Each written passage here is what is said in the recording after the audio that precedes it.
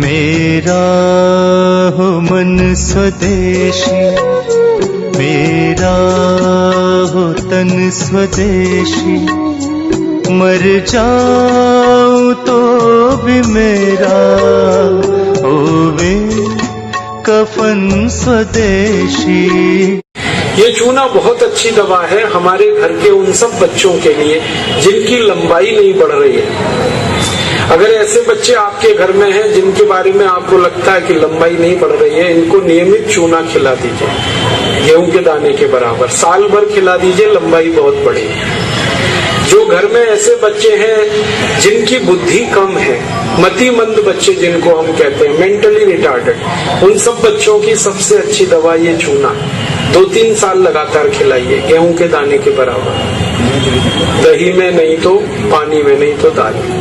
हमारे घर में माताएं हैं जिनकी उम्र 50 वर्ष हो गई है, और जिन माताओं की उम्र 50 वर्ष हो जाती है उनका मासिक धर्म बंद होता है, मासिक चक्र बंद होता है। फिर वो माताओं को जितनी तकलीफें होती हैं मासिक चक्र बंद होने से, उनकी सबसे अच्छी दवा ये चूना ही है।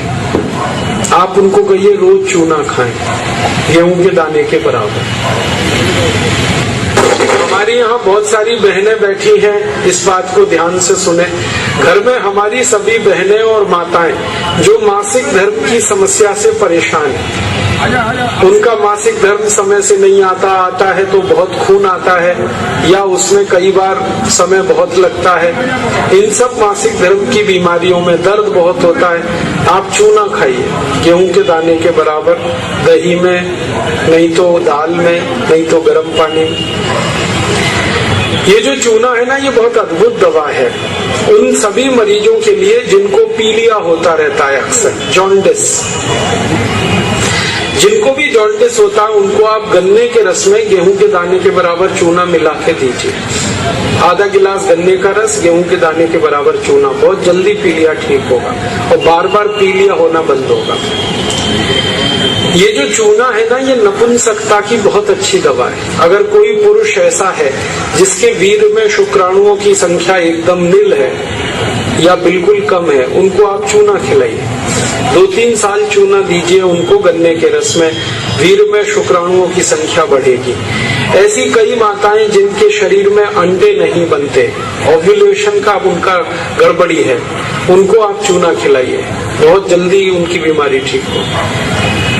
ये जो चूना है ना, आपके रीढ़ की हड्डी में कहीं कोई तकलीफ आ जाए, जैसे कई बार रीढ़ की हड्डी का जो लंबर रीजन है, इसमें गैप आ जाता है, L1, L2, L3, L4 के बीच में गैप आ जाता है, इसको ठीक करने की ताकत चूने में ही है।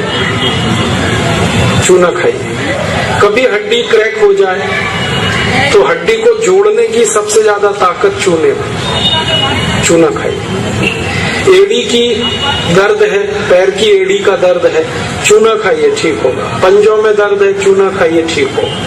आपके दांत में अक्सर ठंडा गर्म पानी लगता है तो आप चूना खा लीजिए, बिल्कुल ठीक हो जाए। दांत में कीड़े बहुत लगते हैं, चूना खाइए, नहीं लगेंगे। दांत हिलते हैं, कमजोर हैं, चूना खाइए, मजबूत हो जाए। ये एक चूना 70 बीमारियों में काम आता है, 70। और ये ईश्वर ने हमें सबसे ज्यादा दिया है, 70 बीमारियों में काम आता है। आप कभी भी इसको याद रखिए। मैं सबको यही कहता रहता हूं कि आप चूना खाइए, चूना लगाइए मत कभी किसी को। ये चूना लगाने के लिए नहीं है, खाने के लिए। और ये चूना हम खाएं तो 2 ही बातें याद रखनी है। पत्थर वाला खाना है, पत्थर वाला चूना एक आता है, एक सीप वाला भी आता है, तो सीप वाला नहीं खाना, पत्थर वाला। और यही चूना है पत्थर वाला जो पान की दुकान में मिलता है, इसे याद रखिए। बस एक ही व्यक्ति चूना ना खाए, एक सावधानी है इसमें। जिनको पथरी की बीमारी है, जिनको गॉल ब्लैडर स्टोन है, वो चूना ना खाएं। जिनको किडनी स्टोन है, वो चूना ना खाएं। जिनको मूत्रपिंड में पत्थर है, वो चूना